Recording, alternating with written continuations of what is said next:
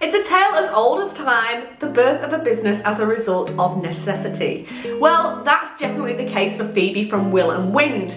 After backpacking around the world with her husband, she became frustrated with the lack of options when it came to travel-friendly towels. Sick of always carrying around bulky towels, she was inspired to create something that would make travelling easier for her. But little did she know, her problem-solving solution would be her ticket to full-time travel. In this episode, we get to know Phoebe and take a look into her towel empire.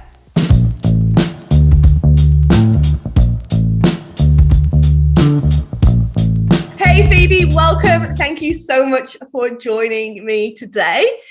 Now, I have a question for you before we get into everything. What came first, the chicken or the egg? Because obviously we know that you're running a business on the road, but how did it come about? Did you start traveling first, or is this a business that you sort of came up with before you set out on the road? Yeah, so our business was more so a hobby to begin with. It's something that we started just for the benefit of ourselves. Before we had kids, we were traveling all over the world just in backpacks, and we just had the problem of having wet, soggy, heavy towels in our backpacks all the time that weighed everything down. And we thought, why not make this a bit better? And Chris, my husband, is a photographer, so we were making towels for ourselves, and he thought, let's chuck one of my photos on the towels. And I thought that was a bit of a silly idea at the time, but then they came out really amazing, and we traveled with them for a year. And then we thought, wow, other people need these because they're really cool. So we just started as a hobby. It was something that we did just for Christmas. And then,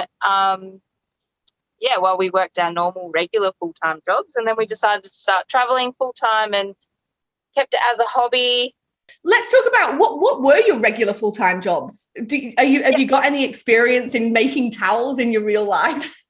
No, no, we did not. It was just something that came about. Our regular jobs, we are both all-round machine operators at a bauxite mine in Nhulunbuy, East Arnhem Land. So we've been up there for 9 years. And before that, I was in mostly like customer service, working in bars, or picking fruit mostly. Outdoor person, so I just like to pick fruit and go work on farms, and Yeah, absolutely. So what took this from a small, hey, we need these towels for ourselves, to this sort of business that's helping you sort of travel? Because what's happened, you told me whilst we were off camera, is what happened is you're now in this business full time, right? Yeah, so we decided to start traveling Australia full time in our van after we had our first son. So we were both working in the mines, and they're really long hours at shift work. And my husband was just really not getting the time with our son. Mm-hmm. So we decided to travel full time. And while we were traveling, we thought, well, how can we make an income while we're traveling? And we had already started Will and Wind, which was just our hobby that we did over Christmas. And that was going really well for something that we only sold 2 months of the year, November, December. It went really, really well. And then we thought, well, why not see what it can do the rest of the year? Yeah. So we travelled for 12 months with our son, and I fell pregnant on the road with our daughter. So we came back to Nhulunbuy to have our daughter, and COVID hit. So it was a really good time because we probably wouldn't have been able to travel. Mm-hmm. And we were in a pretty safe bubble being up in Arnhem Land.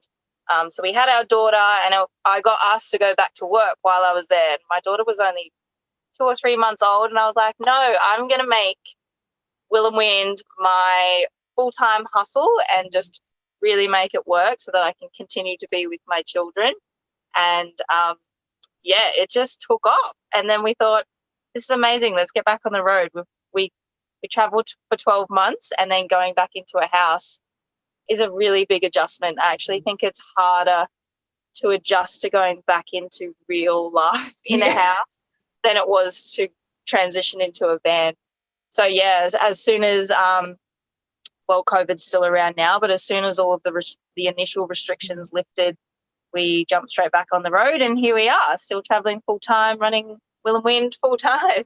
So what are the sort of logistical challenges to running a business on the road? Because I imagine sort of being at home or being static in one place, you've got, time and sort of a schedule, and where you're at, and you stock. Well, what happens with all that kind of stuff? Yeah, it is very hard. Not lie. It is it's a challenge. I think the biggest challenge was probably letting go of some of the responsibilities or the tasks, I guess. So we're a product-based business, so we used to ship all of our items ourselves, and we'd be up late at night while the kids were asleep, packing all the orders in the lounge room.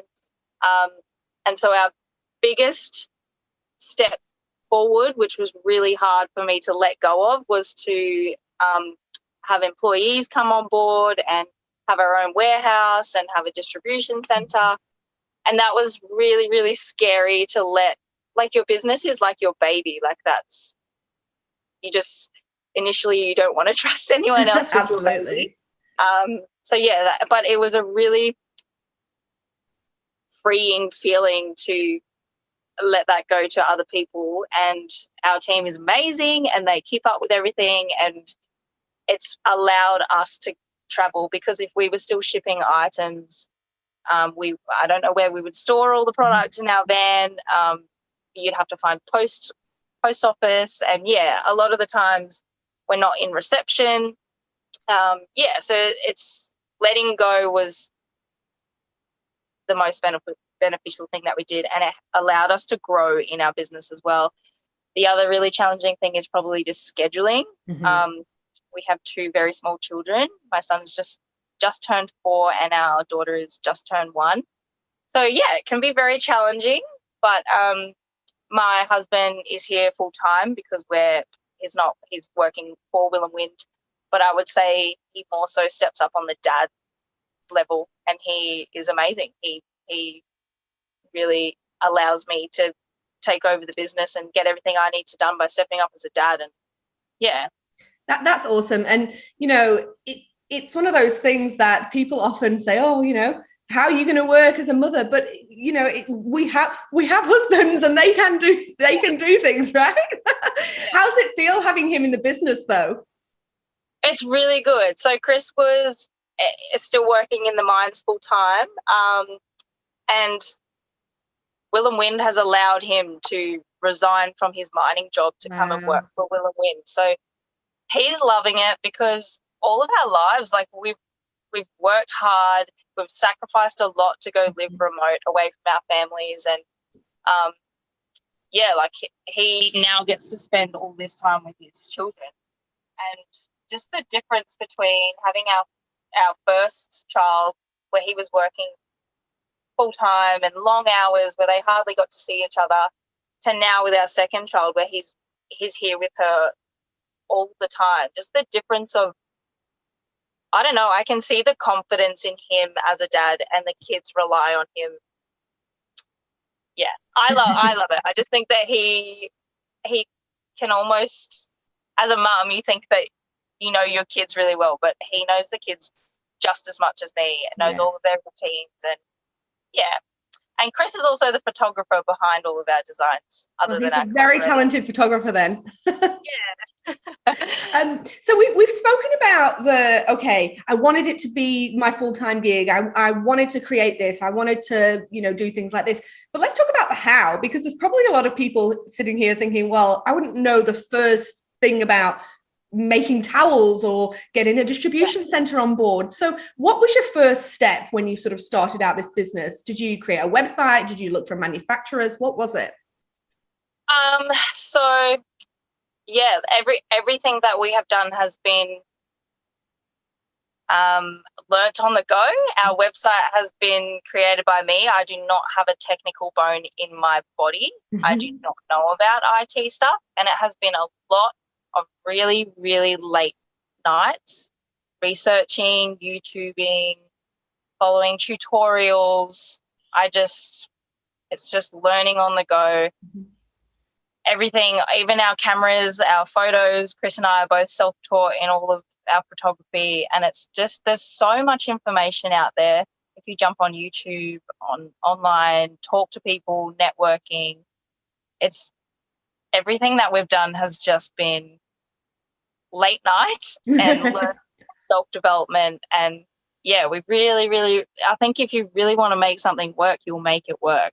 I've had a lot of guidance from business coaches, and yeah, I also think just being really authentic in it, we've built this really great community just on getting people involved. Like we really we're just us and we just show us. We're not trying to be a big business that, like, I want people to know that it is us behind the screen that you're talking to. Yeah, absolutely. I don't know.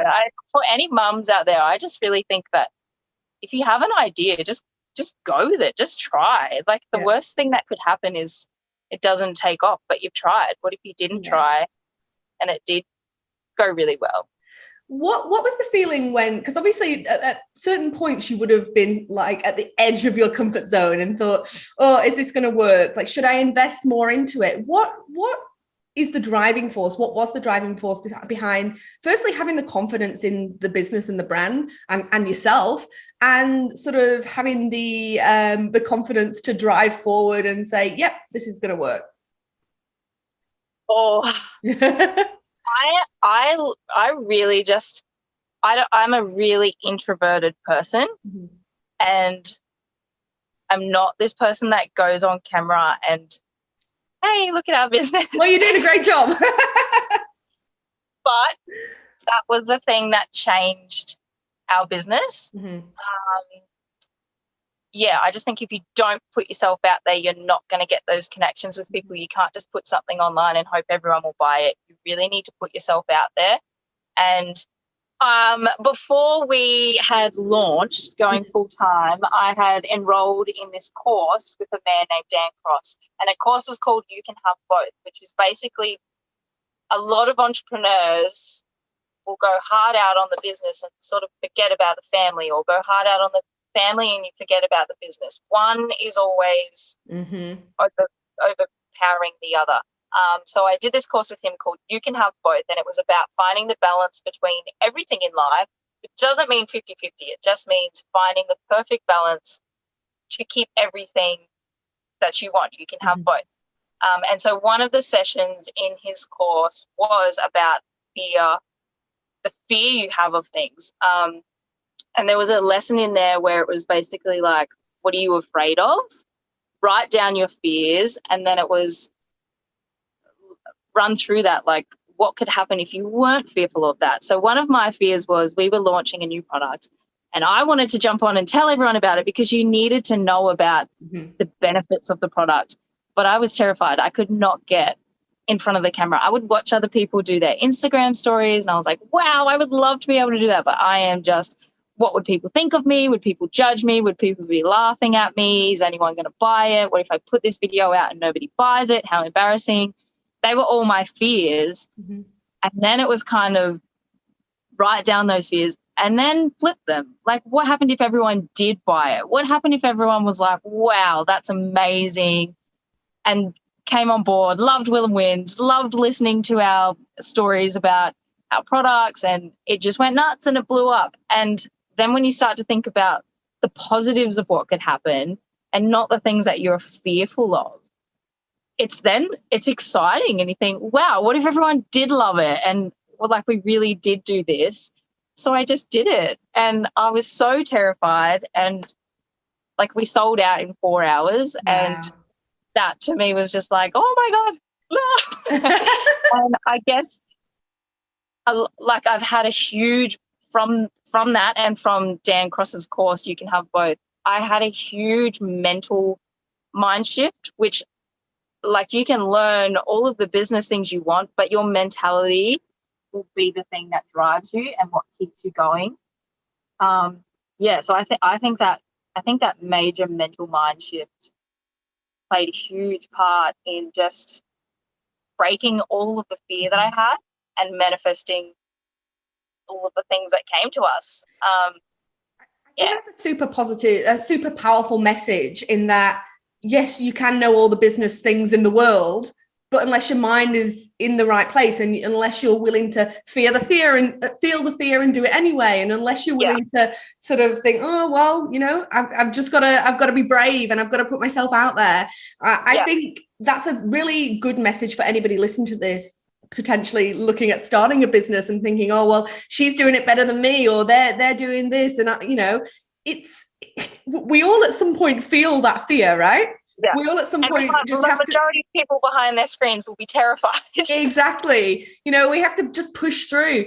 And I think that's a really good message that we've been talking about.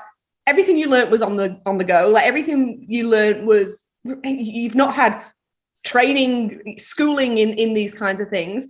No. Everything out there is on the internet. It's on YouTube. It's on, you can learn these things for free on the go, but it's that mindset shift that you've really got to focus on, right? Yeah. Massive change. One of the things that always goes through my mind is the only person holding you back is you. Mm-hmm. You're the only person that can make things happen. No one else can do it for you. You're the only one. Yeah, absolutely. So let's look at your life now. Where are you at the minute? We are currently in Darwin. Yep. We're leaving this weekend to go do the Gib, heading over to the west to go do Exmouth and all of those beautiful stations around there. So this will be our second lap around Australia. Took us 12 months to do the first lap, and this one we are 7 months in on an indefinite trip. And we are just cruising. We kind of went down and back up. And we don't really have a plan. This, like our first one, we had a plan of doing a clockwise full lap. This time we're just going where the action is, really. That's awesome. I love it. Now, you just talked about going over the Gib, and I'm assuming that there's not much cell phone reception there. Cell phone reception. Who am I? There's not much internet reception and all those kinds of things. Do you get a little bit of anxiety by not being able to check your business stuff whilst you're, out of service? I do. I've actually just been on Wiki Camps last night, and I went through every stop that we're staying at, and I was like, okay, no reception, a little bit there, no reception. I do get stressed about it. I have to remind myself to everything will be fine, and we have a great team. I divert. So when people are talking to us through Instagram or through general emails, you will get me. So I just divert that to one of our other team members, who is always in reception, thank gosh. And then all of our orders go out as the same. We have a distribution centre on the Sunshine Coast.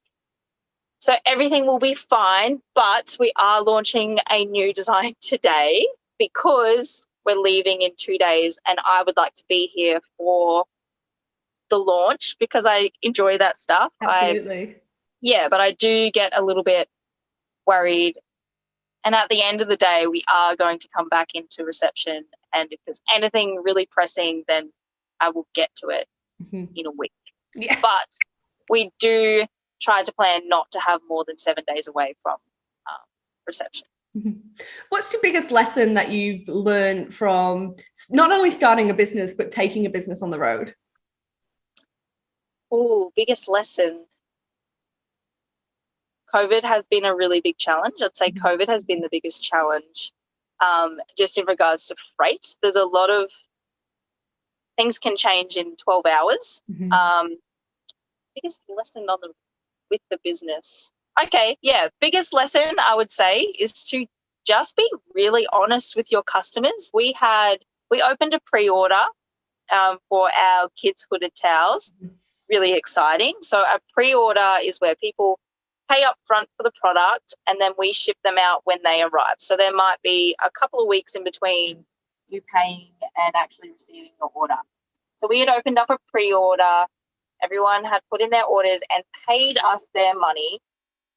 And then we had an entire box from our large shipment. We had one whole box of products fall off the truck, and we lost them completely. We couldn't find them.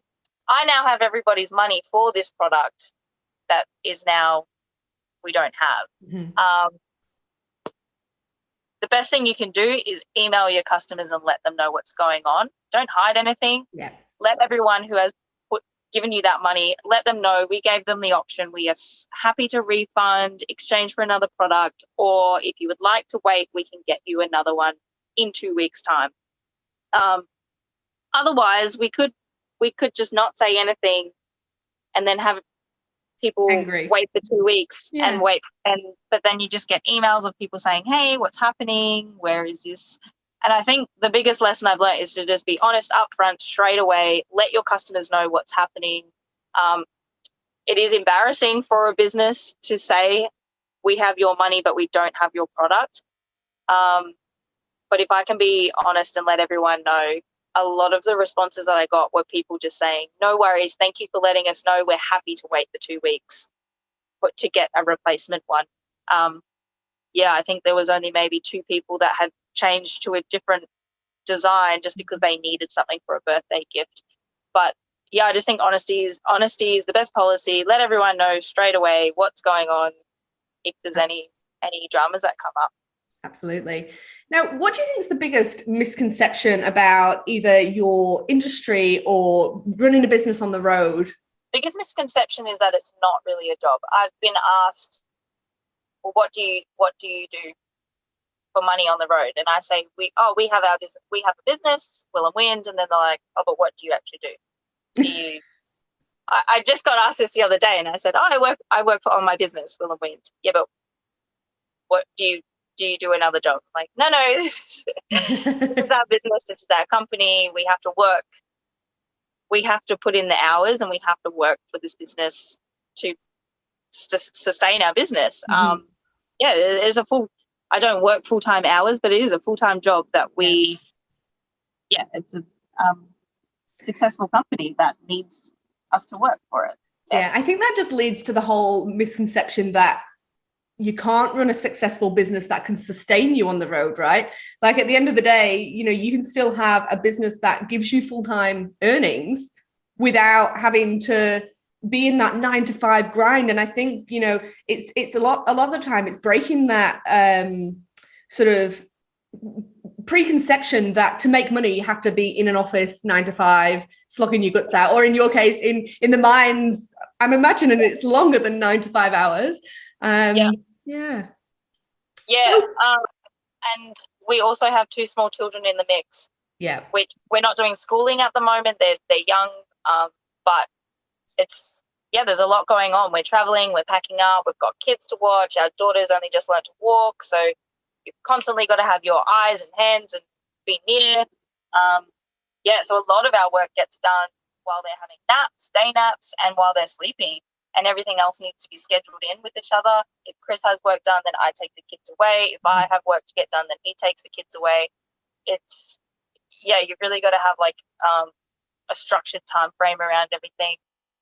And we're not working the 9 to 5, but you need to put the hours in. It doesn't just happen. Mm-hmm. What kind of apps and tools do you use to stay productive on the road or stay connected to your team, I suppose, as well? Well, email. We speak a lot by email. We do a lot of FaceTiming. In the way of social media planning, I use an app called Preview, Canva, those sort of things. Shopify, we can all talk through Shopify, which is our website host. So if there's any queries with orders, or if somebody messages me on Instagram saying, oops, I put the wrong shipping address in on my order, I can go in and change that, and the guys at the distribution warehouse will get that information. It's all connected. And we do morning meetings through FaceTime. It's really nice actually to not be there, but we're all still connected and get to have our little meetings together and stuff. Yeah, absolutely. And finally, what are your big goals for Will and Wind? Oh, so moving forward with Will and Wind, so we all of the designs at this. So moving forward, when we first began, all of the designs were Chris, my husband's photographs. So we have landscapes from all around Australia. As we travel around, we we photograph new landscapes, landmarks, of popular places or well known about places. And so they're all photographs of his, they're all designs of his photographs. Moving forward, we've worked with some other photographers or influencers or travelers, and we've put their designs on our products. So we've created these really cool collaborations where if we can't get the image that not everyone likes, we can work with other people and get their image and their story. And yeah, which has been amazing because we've worked with people that have like a broom shot, which people look at that photo and they're like, wow, the colors are exactly what you would think of for broom. And people buy that as a souvenir or like a memory keeper for themselves. If they've been to Broome, they'll buy that, or if they know somebody who loves Broome or they live in Broome, they buy that one. If they know someone who swam with whale sharks, they'll buy the whale shark one. So we're really focusing on making like a purposeful souvenir for people instead of just a little throwaway thing, or we want something that's practical that you can use. So yeah, moving forward, we're working with other people to collaborate on some really cool designs. So if it's not something that we can provide, we can still get it to people. So yeah, this year will be us. Yes, this year and next year, we're really working on bringing in some new designs. We've got 3 new products coming. So our sand-free towels are our most popular design. We've got the beach mats, which go crazy. We can't keep on top of them. They just keep selling out. And then we've introduced some tea towels. And when will this be made live? Because I have a new product coming soon. A couple of weeks. Okay, no. And some secret new products. Ooh, exciting. Yeah, I mean, we just want to travel and see Australia and keep designing products as we go. And we meet so many people along the road who either have our products already or they've seen or heard about our products. And it's so cool how many people we have met just from this business bringing us together. Yeah. Like the people that we would have never met. And now they walk past, they're like, oh, Will and Win, we've seen you on Instagram or whatever. And then we build this great friendship and just a really cool community. And the traveling community in general is just a really cool community to be a part of. And yeah, I think it's just allowed us to meet a lot of people, and we're really grateful of that. And absolutely. Yeah, well, I'm excited. I'm excited to see what's coming next, and I'm super excited for this secret product launch. I'll be keeping an eye on that. But for everybody listening and watching, where can they go to get your products? Will and Wind is our name. So website is just www.willandwind.com. You can find us on Instagram, Facebook, YouTube, online. Yeah. Excellent. All right, Phoebe, thank you so much for spending some time with me today. It's been really exciting to get to know you and to get you to know your business. So we'll follow you on Instagram, and we'll keep an eye on your travels and your products and those kinds of things, and excited to see what happens for you next. Thank you. Thank you for having me. If you're looking to start a business to fund your travels, I hope you got some inspo from Phoebe. It really does show that if you can find a solution to a mass problem and you've got the drive to actually solve it, you can create a successful business that you can run from anywhere. Make sure you leave a comment below, like, share, subscribe.